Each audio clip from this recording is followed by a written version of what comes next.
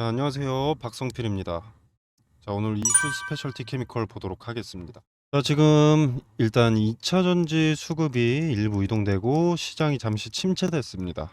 자, 국내 주식 시장이 위축되어 있는데 주가 조작 사건들이나 실체도 없는 기업들이 2차 전지를 신사업 동력으로 삼겠다면서 작전주로 한탕 해먹고 개인들의 피해가 심해지니까 금감원에서도 이제 집중 조사하겠다고 하면서 투심이 위축된 거죠.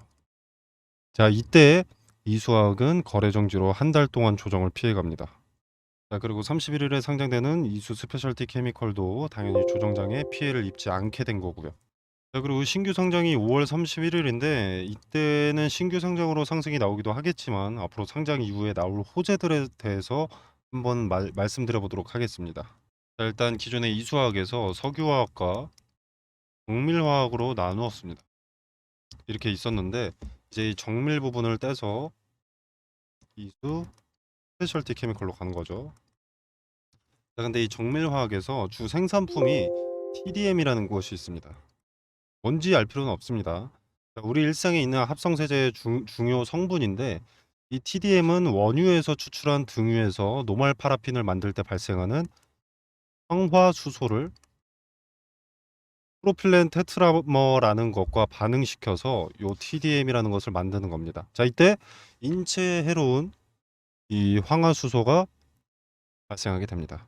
자, 그래서 이수화학은 이 황화수소를 다루는 기술을 알아냅니다. 그리고 억제하는 기술을 개발하고요. 이때가 1997년입니다. 이 황이라는 것을 25년 넘게 다루고 기술의 발전을 이어왔다는 거죠. 자, 그리고 2017년부터는 알칼리 금속인 리튬을 황과 결합해서 신제품을 개발하게 되는데 이게 우리가 잘 알고 있고 전고체 배터리의 핵심 소재가 되는 이수 스페셜티 케미컬의 존재 가치 황화 리튬입니다. 전 세계 최고의 기술력과 생산 능력은 괜히 나오는 것이 아닌 거죠. 한순간에 나온 것이 아닙니다. 네, 그리고 나서 2020년에 산업통상자원부가 주관하는 차세대 전기차 배터리 핵심 기술 개발 국책 과제에 참여를 하게 됩니다.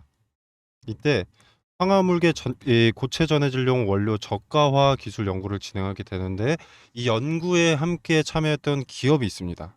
그게 바로 삼성 SDI입니다. 대부분의 사람들이 이 이유 하나만으로 삼성 SDI와 어렴풋이 엮여 있다. 언젠가 호재가 되지 않을까 하는 기대감을 갖는 거죠. 근데 이 내용에 대해서 좀 더 확실하게 알 수 있다면 믿고 투자할 수 있을 거라고 생각을 했습니다. 그래서 좀 더 알아봤는데 자, 일단 21년 4월에 화학 소식지에서 이수학이 삼성 SDI 연구소에 황화리튬을 납품했다. 이런 내용을 들었습니다. 제가 직접 본 것은 아니고요. 자, 이렇게 직접 본 것이 아니라서 화학 소식지라는 것을 찾아봤는데 찾을 수 없었습니다. 그래서 제가 뉴스를 한번 찾아봤습니다. 근데 21년 4월에 이런 뉴스가 있었던 거죠. 자, 오인철 이수학 본부장 황화리튬 시제품 테스트 울산의 생산 시설 구축. 자, 그리고 내용을 한번 살펴봤습니다. 자, 오 본부장은 삼성 SDI 전구체 배터리에 이거 황화리튬이죠. 황화리튬을 적용해서 양산이 가능한지 연구소 테스트를 진행하고 있다. 그리고 테스트가 끝나면 내년 상반기에 내가 21년이니까 22년에 황화리튬 파일럿 체제를 구축해서 차세대 황화물계 전고체 배터리에 적용될 수 있도록 박차를 가하겠다. 일단 어떤 공시 같은 것은 아니지만 우리가 이 기사에서 알 수 있는 건 삼성과 이수가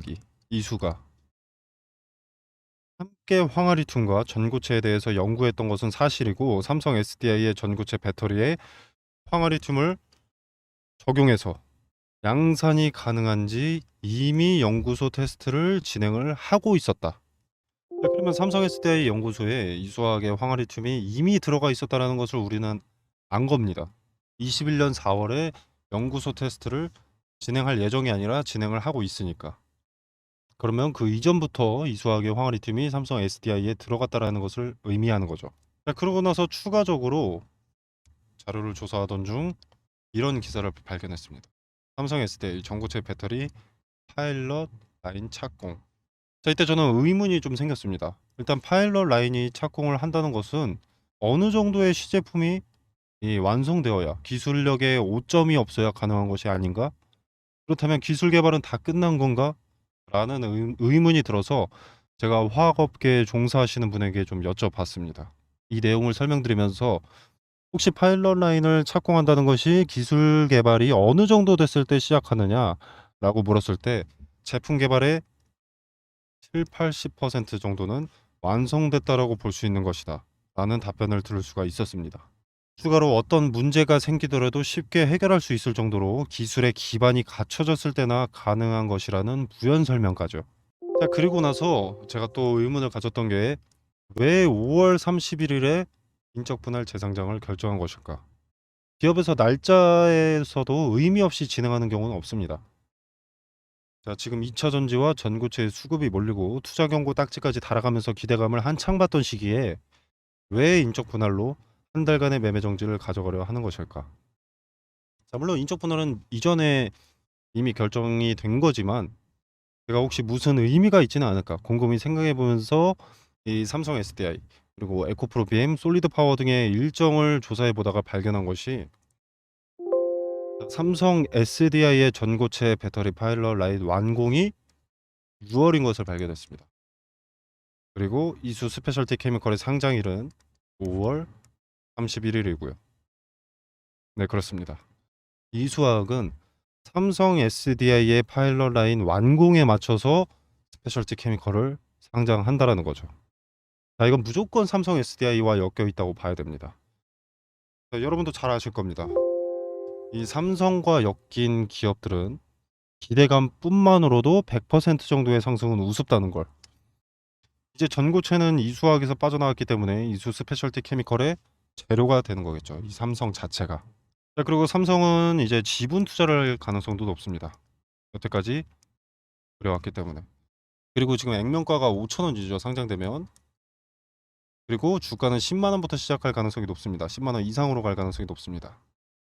자, 그렇기 때문에 이 액면 분할의 가능성도 좀 있다라는 거죠. 자, 그리고 전 세계적으로 황화리튬을 생산하는 기업이 세 기업 정도 있습니다. 네, 이수 스페셜티 케미컬을 제외하고는 생산 능력이 1톤밖에 되지 않습니다. 그에 반해서 이수 스페셜티 케미컬은 생산 능력이 20톤이 넘습니다. 세계 최대 생산량, 세계 최대라는 타이틀, 그리고 국내 유일의 기업. 무슨 말입니까? 전고체, 항아리튬 관련 기업들은 주거래 업체가 되든 안 되든 이수 스페셜티 케미컬을 방문할 수밖에 없습니다. 자, 그리고 인적 분할의 또 하나의 원인이 전 세계에서 최고인 것을 이수 스페셜티 케미컬 본인들 스스로 알고 있기 때문에 넘칠 수요를 미리 대비하기 위해서 증설한다는 것에 있습니다. 자, 그리고 생산 능력이 올라가면 올라갈수록 이수 스페셜티 케미컬의 황화리튬 매력은 높아지는 거죠. 매출과 이익이 는다는 것이고 이 기업의 이익이 늘면 뭐 배당금의 증가라던가 혹은 확보한 자금으로 파이프라인 확보로 재료가 추가된다던가 등등의 이점을 가져오기 때문에 주주의 입장에서도 매력이 높아지는 겁니다. 자, 그리고 댓글 중에 저한테 언제는 팔라더니 뭐 이제는 이수 스페셜티 케미컬 좋다고 하고 있네. 도대체 어느 장단을 맞춰야 되냐. 이런 댓글 다시는 분들이 종인데 저는 고점일 때 팔라고 했습니다. 참고로. 그리고 이렇게 내려왔을 때 반등이 무조건 한번 나올 수밖에 없다. 여기서 고점을 우리가 파악하고 여기서 마이너스 2%, 마이너스 3% 안전하게 매도 처리하는 것이 낫다. 이수 스페셜티 케미컬은 상장 이후에 물량이 적기 때문에 품절주가 될 수는 있지만 액면 분할의 가능성이 상당히 높기 때문에 추후에 투자할 수 있다. 그때 가치가 높은 이수 스페셜티 케미컬을 매매해라 라고 말씀을 드렸습니다. 이수화학은 이제 석유밖에 남지 않았습니다. 그래서 화학 자체는 별로입니다. 안 좋습니다. 스페셜티 케미컬 때문에 좋은 거지. 자, 다시 한번 말씀드리지만 저는 고점에 팔라고 말씀을 드렸고요. 이때는 반등 볼 수밖에 없으니까 팔아라 라고 말씀을 드렸던 겁니다. 자, 그리고 다른 전고체 관련된 기업들에서 좀 말씀을 드려보면 한농화성, LG엔솔과 연결되어 있고요. 전고체 고분자계 전해질을 개발하고 있다고 알려져 있습니다. 근데 고분자계는 이온 전도율이 낮고 강도가 낮아서 안전성이 떨어집니다. 개발이 매우 까다롭고요. 자, 근데 안전성이 떨어진다는 것은 전고체 배터리에 있어서 가장 강한 장점 하나를 없애는 것과 같습니다. 자, 그래서 한농화성은 경쟁 상대가 될 수가 없고요. 그리고 뭐 이 고분자계 전해질에 들어가는 소재 중에 가소재와 가교재라고 하는 것이 있는데, 자, 그걸 개발했다는 기사가 전부입니다. 한농화성은 아직 개발에 뚜렷한 실체가 없다는 거죠, 실체가. 자, 그리고 뭐 저가의 황화리튬 개발했다고 특허낸 회사 있죠. 레이크 머티리얼즈. 자, 뭐 얘네 자회사에서 저가의 황화리튬을 개발했다고 특허를 냈다 그러고 막 이러고 있는데, 자, 일단 이 회사는 제품에 대한 검증을 받아야 됩니다.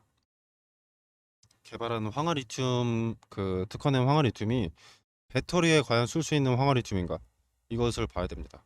수학은 이미 이걸 테스트를 거쳤죠. 검증을 받았죠. 그 테스트가 세 가지가 있는데, 자, 첫 번째, 이 연구소에서 시제품을 개발을 해야 됩니다. 제품 개발. 그리고 두 번째가 이 연구소 시제품 완료 후에 대량 생산 조건 시험. 그리고 세 번째가 실제 대량 생산. 이거 거쳐야 되는데, 자, 이거 짧게 봐도 2년입니다. 이거 거치려면. 그러면 그때 와서 이수학이랑 경쟁할 수가 없다는 거죠. 이수학이 아니라 이수 스페셜티 케미컬과 그때 가서 경쟁을 해봤자 무용지물이라 이겁니다. 자, 그리고 포스코 JK 솔리드 솔루션이라고 있는데, 자, 포스코가 출자한 회사죠. 자회사인데, 자, 시중에 황화리튬을 개발한 회사라고 알려져 있는데 그게 아닙니다. 황화리튬이 아니라 전고체 전해질을 만드는 회사입니다. 그러니까 이수 스페셜티 케미컬과는 뭐 겹치는 것이 없다. 포스코라고 해서 사람들이 약간 위축되고 뭐 그런 게 있는데, 얘네는 황화리튬이 아니니까 의미 없다. 볼 필요 없다. 그리고 전고체 전해질이기 때문에 오히려 이수 스페셜티 케미컬과 주 거래 업체가 될 수 있습니다. 얘네가 얘네한테 납품하거나 얘네가 얘네한테 납품하거나 하겠죠. 아마 이수가 일로 줄 겁니다. 자, 이런 얘기를 왜 하느냐? 이수 스페셜티 케미컬이 전고체 황화리튬 관련 대장주다.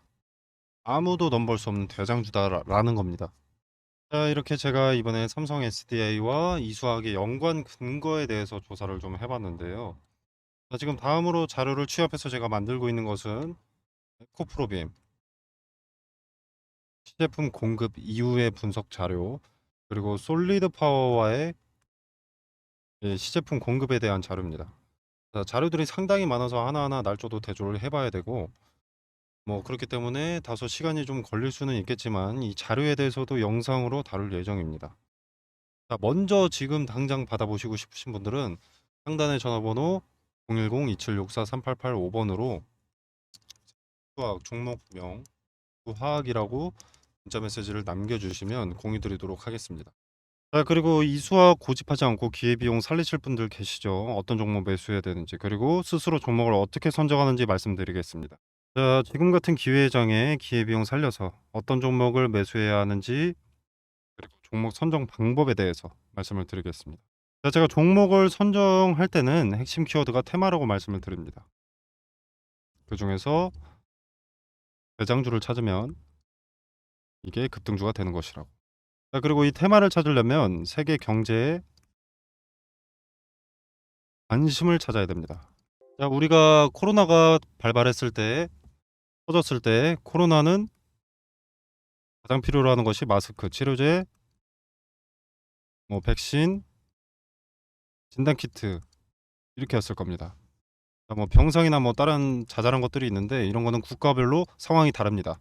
확진자 수도 달랐고요. 그리고 뭐 병상의 수도 좀 달랐고요. 그래서 공통적으로 필요했던 건 이렇게 네 가지였습니다. 그럴 때는 세계 경제의 관심이 네 가지에 집중이 되어 있으니까 이 네 가지 중에서 대장주를 찾으면 됐던 거죠.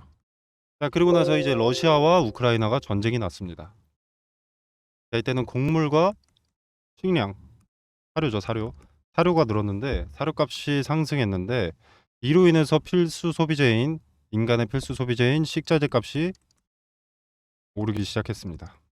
자, 이건 전 세계적으로 이제 곡물 수출을 받지 못하니까, 수입을 하지 못하니까 곡물과 사료가 올랐고, 그로 인해서 식자재 값이 올랐습니다. 전 세계가 관심을 가질 수밖에 없는 거죠. 그리고 전쟁이라는 자체가 이미 전 세계가 관심을 갖게 되는 거고요.